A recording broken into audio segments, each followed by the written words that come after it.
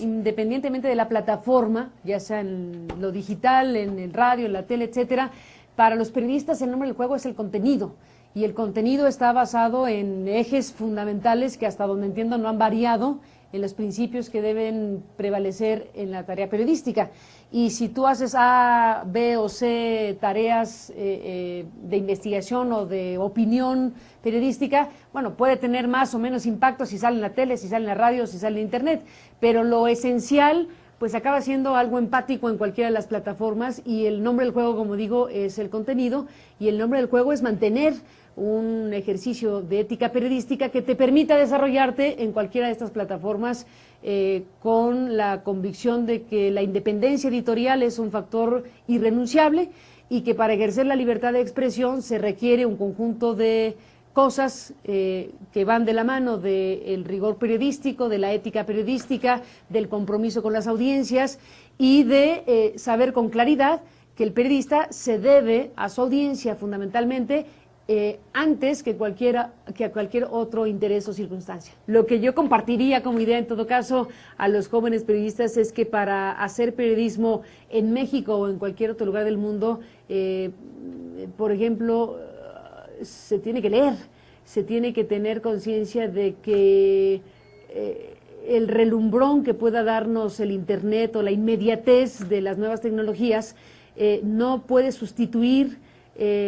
la consistencia de los contenidos, y la consistencia de los contenidos va de la mano del estudio, del seguimiento, de la talacha cotidiana, de revisar documentos, de hacer investigaciones, de contrastar cosas. Puede ser que por la vertiginosidad y la fascinación que nos causa, desde luego, la inmediatez de las nuevas tecnologías, parecería que hacer buen periodismo es salir antes, o salir antes que ninguno, y con mucha fuerza de la imagen y con mucha fuerza de las florituras que pueda haber con la tecnología. Pero si eso existe solo en esa dimensión, pues eso es un buen espectáculo, pero desde luego no es el ejercicio periodístico. Si combinas esas maravillas tecnológicas con la consistencia periodística, entonces puedes hacer cosas muy poderosas. Y para tener consistencia periodística o tener consistencia en los contenidos, pues ni hablar, hay que hacer cosas que a lo mejor muchos jóvenes hoy no necesariamente tienen entre sus hábitos cotidianos, como leer el periódico, como asomarse directamente a los documentos, como brincar a la posibilidad del trabajo en campo, ¿no? Y los jóvenes que por miles estudian comunicación en este país, creo que pudieran estar en algún tipo de confusión de qué es exactamente lo que quieren hacer, y la frontera entre hacer espectáculo o información, o salir en la tele o hacer periodismo, es algo que el propio joven tiene que plantearse como sus interrogantes propias del momento que pueda estar viviendo un estudiante de comunicación o un joven periodista. ¿Qué quiero hacer y para qué? ¿Y cómo voy a hacer eso para lograr qué? Y en buena medida, vuelvo al punto, el nombre del juego es la generación de contenidos. ¿Qué contenidos y con qué consistencia? La selección de los temas, el abordaje de los asuntos, el ángulo que se le puede dar a las cosas, ese criterio que se va desarrollando con el tiempo, tiene que ir soportado pues de esa tarea que ni modo hay que hacer, hay que leer, hay que revisar, hay que hacer mucha talacha. Te diría dos en particular que son referentes para mí, don Julio Scherer, el fundador de la revista Proceso, a quien quiero muchísimo, para mí es una fuente inspiracional, el maestro Miguel Ángel Grado Chapa, que lo extrañamos muchísimo, todo el tiempo para mí fue un punto de referencia del deber ser, todo el tiempo fue un punto de referencia de esto que acabo de decir, de la consistencia, de la tarea y la disciplina periodística para lograr columnas y opinión de lo más acabado posible. Esas dos referencias, aunque tendría otras, pero me quedo con esas. Después de una carrera ya consolidada, respetada, ¿qué anhela que te sigue inspirando, Carmen? Me inspira mi tarea cotidiana, me inspira el saber que la realidad es inabarcable, inagotable, y que estaremos aquí y dejaremos de estar y el asunto seguirá caminando. Que elegir el trabajo periodístico como un trabajo profesional y como una definición vital implica saber que nunca se agotará, que es una suerte de banda sin fin y de que uno tiene que tener conciencia de la temporalidad que uno tiene en este mundo y que el caminar acaba siendo una forma de ser, que no hay en esta tarea algo que digas aquí está la meta, porque acaba siendo siempre superada por la otra realidad que ya apareció en lo noticioso. Es lo inabarcable, es lo infinito en cierto sentido como la realidad, y creo que si me preguntas por una aspiración, un anhelo, pues es poder mantener en la medida de lo posible los espacios y las condiciones necesarias para seguir desarrollando mi oficio.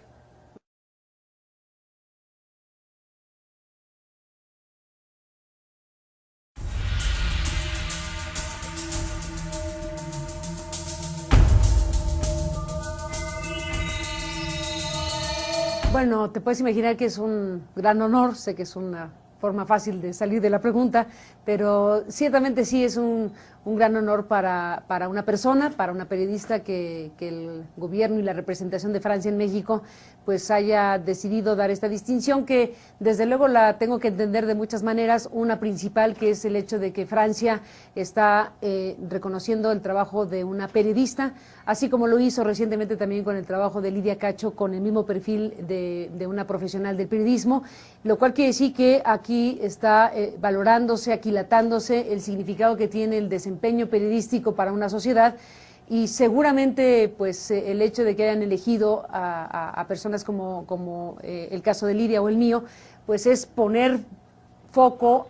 a la relevancia de la tarea periodística en un país como el nuestro, donde sabemos que hay dificultades importantes para ejercer la libertad a plenitud, la libertad de expresión a plenitud, y que tenemos situaciones realmente preocupantes en diferentes lugares de la República, en donde periodistas han sido, como sabemos, o asesinados, o hostigados, o perseguidos, y esa realidad contundente y terrible me parece que es, al final de cuentas, lo que acaba poniéndose como el principal motivo, interpreto, para reconocer la tarea periodística per se como algo fundamental en una sociedad. Así lo entiendo, así lo agradezco, y como parte del gremio periodístico, bueno, pues simplemente digo que me estimula muchísimo esta distinción, pues para seguir haciendo lo que hacemos todos los días. Pues ese es el tema, desde luego, que me parece se destaca más en esta decisión de Francia de reconocer a una periodista. Es por sí misma una lucha siempre inacabada, la de la libertad. El alcance de las libertades siempre es una batalla permanente. En ningún caso o circunstancia se puede decir, en ningún caso de las libertades se tiene 100% de una libertad. Es una lucha continua, es una batalla continua por la naturaleza misma de lo que significa una libertad. Pero tratándose de un caso específico como el mexicano, tratándose de un derecho fundamental como la libertad de expresión, sabemos tristemente que efectivamente hay un conjunto de situaciones que conspiran, digámoslo así, para que la ciudadanía se pueda expresar, para que la voz de los actores políticos, sociales, públicos de este país tengan los espacios necesarios para expresarse, y desde luego a los profesionales de la prensa y del periodismo también se les tiene que plantear un conjunto de retos para ejercer su trabajo y su desempeño cotidianamente. Esa no solo aspiración democrática y humana que es la libertad de expresión, sino un derecho fundamental, es algo que desde luego en México tiene un tramo todavía largo para recorrerse y encontrar condiciones razonablemente apropiadas para decir que estamos en el ejercicio pleno de ella. En mis inicios de estudiante universitaria, te puedo contar que me inscribí originalmente no en comunicación, sino en sociología. Saliendo del Colegio de Ciencias y Humanidades, que es en donde yo estudié en la UNAM,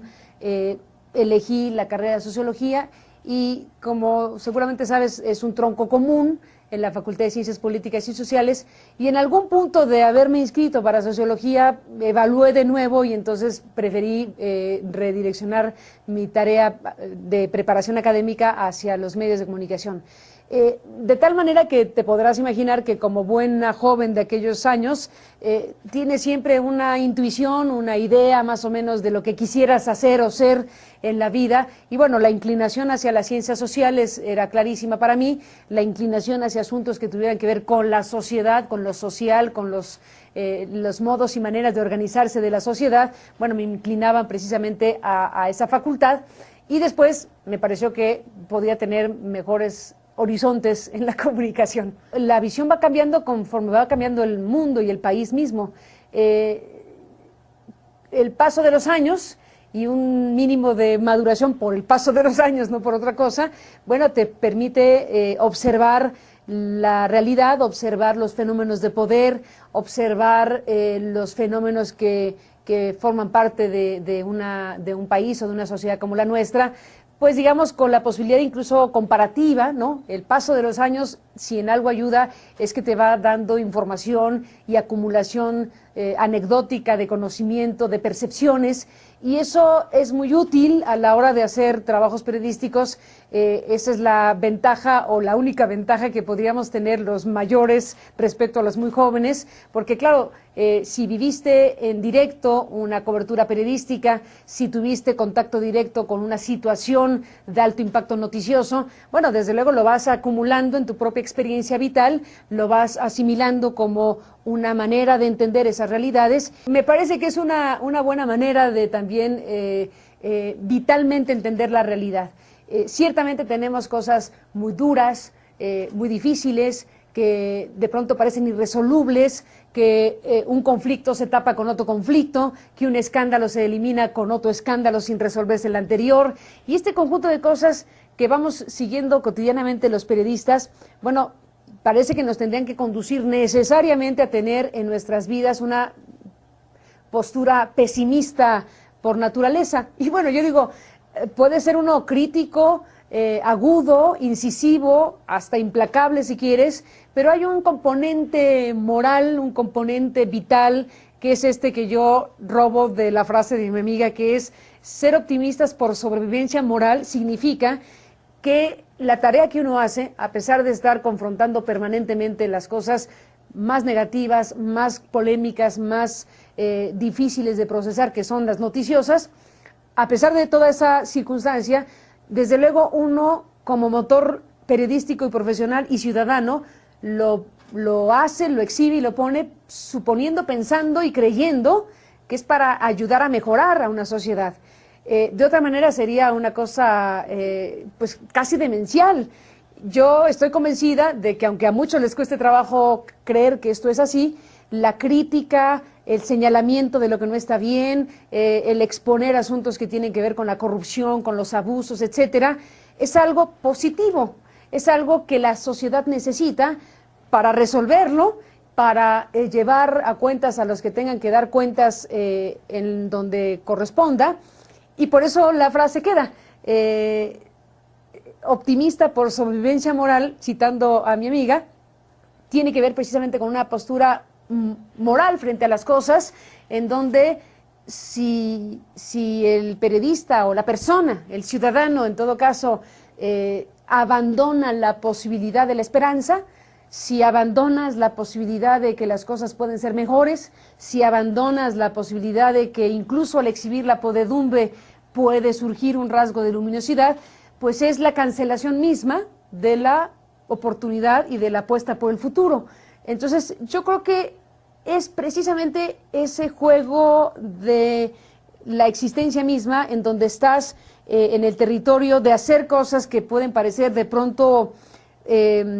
muy agobiantes en términos incluso emocionales, porque estás todo el tiempo, que si el corrupto, que si el ratero, que si las elecciones fraudulentas, etcétera, porque lo noticioso o el diseño de las sociedades contemporáneas sobre lo noticioso es enfáticamente mostrar la parte más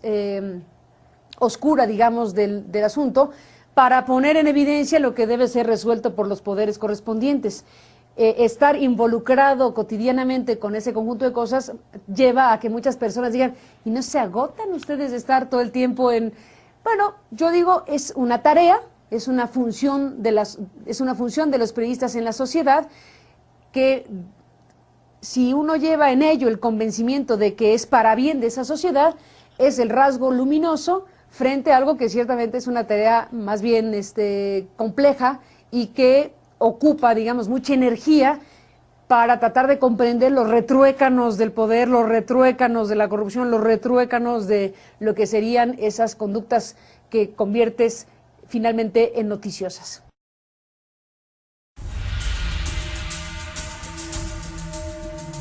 El oficio periodístico se puede definir de diferentes maneras. Algunos dirían que es la narración de lo que en un futuro será la historia. Puedes definirla como el registro cotidiano de los asuntos del interés público. Puedes definirla de una y mil maneras. Al final de cuentas, la herramienta con la que cuenta una sociedad en la prensa y en los periodistas es esa herramienta de trabajo, de investigación, de exhibición de temas que son del interés general para, bueno, pues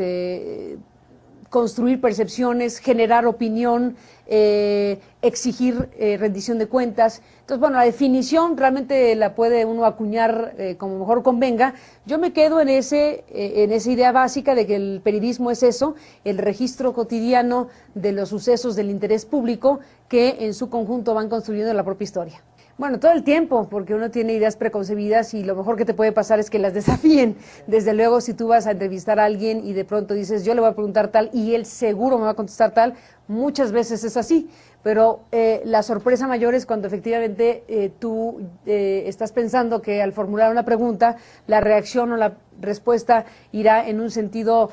preestablecido por ti o imaginado por ti. Pero resulta que la realidad es otra y resulta que puede haber un ejercicio sumamente interesante para quienes están dialogando y desde luego para el auditorio. Y eso, bueno, pues es la magia de las entrevistas. A veces sí puedes tener enfrente a alguien en donde tú puedes leer al dedillo y casi por anticipado decir, me va a decir A, B y C y ocurre. Pero de pronto hay personajes muy frecuentemente que son fascinantes. Yo tengo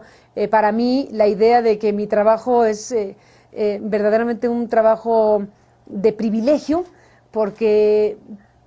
por mi tarea en la radio, por mi tarea en la televisión particularmente, donde la herramienta de la entrevista es todos los días, con varios personajes durante el día, la radio me ofrece 4 horas de transmisión, la noche me ofrece cada noche un espacio para entrevistar a alguien, y es un privilegio porque al final de cuentas yo pregunto algo que creo que puede ser interesante a un público y ese que está enfrente de mí es alguien que le importa a la sociedad porque hizo algo, porque ocultó algo, porque representa algo, porque es atractivo por algo, porque por algo está sentado ahí como un invitado en un programa donde se sabe que debe ser de interés para el público. Y mi tarea, que me obliga a un mínimo grado de concentración, hace que cada entrevista, que cada día tengas el conocimiento de temas que van acumulándose en tu experiencia y entonces tienes frente a ti a alguien que como está en la televisión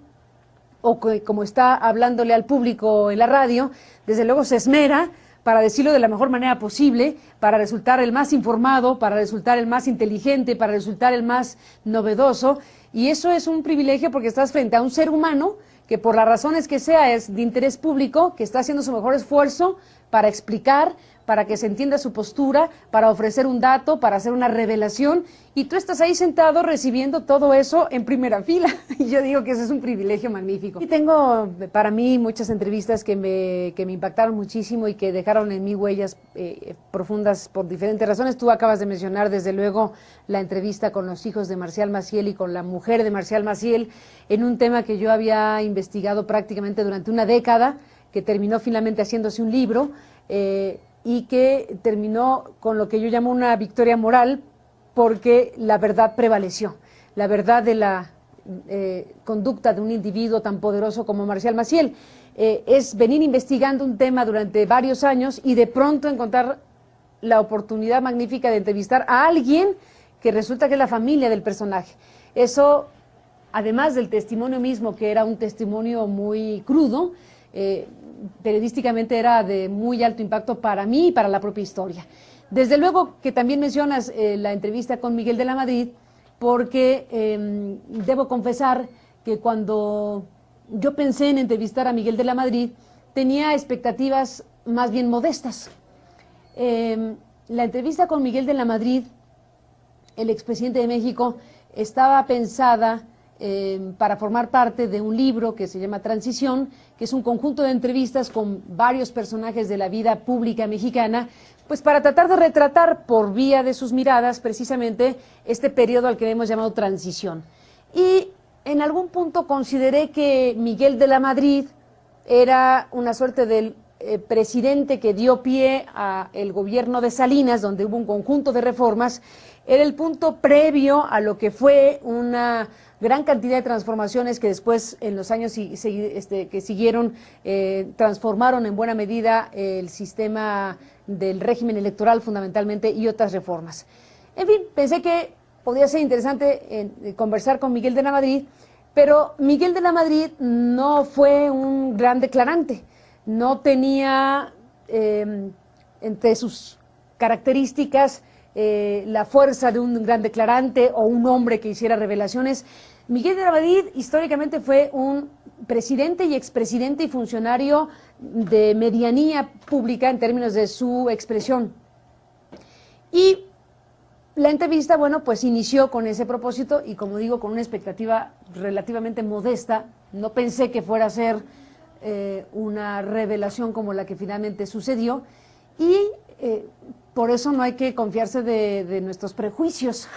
por eso no hay que suponer que uno sabe qué va a contestar el otro, porque no. Y este caso es un caso emblemático para mí, de que yo pensé que al preguntarle a de la Madrid cómo ha vivido usted el tránsito del priismo histórico a la alternancia del 2000 y esto que yo quería que me contara como un viejo priista, bueno, acabó siendo el expresidente de México que quiso decir lo que dijo y que se voló la barda con declaraciones de altísimo impacto que después terminaron en su propio silenciamiento, que lamento mucho y que tristemente dejó a Miguel de la Madrid en la peor condición posible, de un político al cual lo obligaron a retractarse prácticamente, no a retractarse, sino a no hacer valer su palabra. Y eso es la muerte civil para un político que, bajo una presión muy grave, que fue muy bien registrada por los medios de comunicación que hablaron de esa mañana del silenciamiento en Coyoacán, bueno, pues finalmente tuvo que escribir esa carta, se publicó un desplegado donde no se hacía cargo de sus dichos, pero a mí verdaderamente no me queda la menor duda de que Miguel de la Madrid dijo lo que quería decir y lo que dijo está publicado. Faltan mordazas para callarnos a todos. Faltan cárceles para encerrarnos a todos. Y faltan balas para matarnos a todos. Yo no voté por ti, no representas a la gente. Yo no voté por ti, no serás mi presidente. Yo no voté por ti. Yo sí tengo memoria, yo sí tengo memoria.